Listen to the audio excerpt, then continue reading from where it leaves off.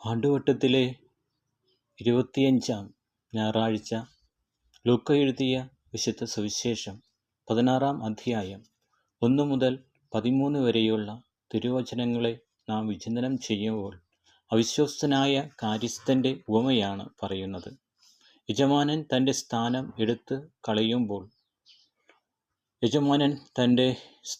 എടുത്ത് കളയുന്നുവെന്ന് മനസ്സിലാക്കിയ കാര്യസ്ഥൻ തൻ്റെ യജമാനത്തിൽ നിന്നും കടം വാങ്ങിയവരുടെ കടം കുറച്ചു കൊടുക്കുന്നു. ഇപ്രകാരം ചെയ്യുമ്പോൾ ഭാവിയിൽ അവർ അവനെ സഹായിക്കുമെന്ന് പ്രതീക്ഷിക്കുന്നു. അവിശ്വസ്തനായ കാര്യസ്ഥൻ ലാഭമൊന്നും കണ്ടെത്തുവാൻ ശ്രമിക്കുന്നില്ല, പക്ഷേ തൻ്റെ മുന്നോട്ടുള്ള ജീവിതത്തെക്കുറിച്ച് ആലോചിക്കുന്നു. അതിനാൽ യേശു അവൻ്റെ ബുദ്ധിപൂർവമായ പ്രവൃത്തിയെ അഭിനന്ദിക്കുന്നു.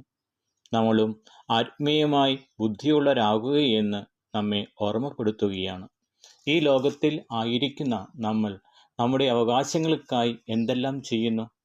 അങ്ങനെ തന്നെ ദൈവരാജ്യത്തിനായി നാം എത്രത്തോളം ജാഗ്രതയോടും ദൃഢനിശ്ചയത്തോടും കൂടെ ജീവിക്കുന്നുണ്ടോ എന്ന് പരിശോധിക്കുക. ദൈവം നമ്മെ വിശ്വസ്തരാകുവാൻ വിളിക്കുന്നത് ചെറിയ കാര്യങ്ങളിലൂടെയാണ്.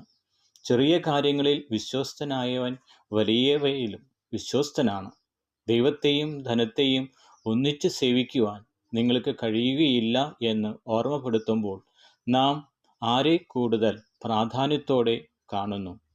ദൈവത്തെയോ ധനത്തെയോ? നമുക്ക് പ്രാർത്ഥിക്കാം.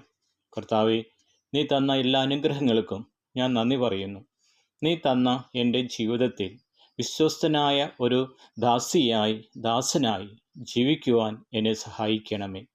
എനിക്ക് ധനമല്ല, നിനക്കായുള്ള ജീവിതമാണ് പ്രധാനപ്പെട്ടതെന്ന് മനസ്സിലാക്കുവാനുള്ള കൃപ നൽകണമേ. ആമേൻ.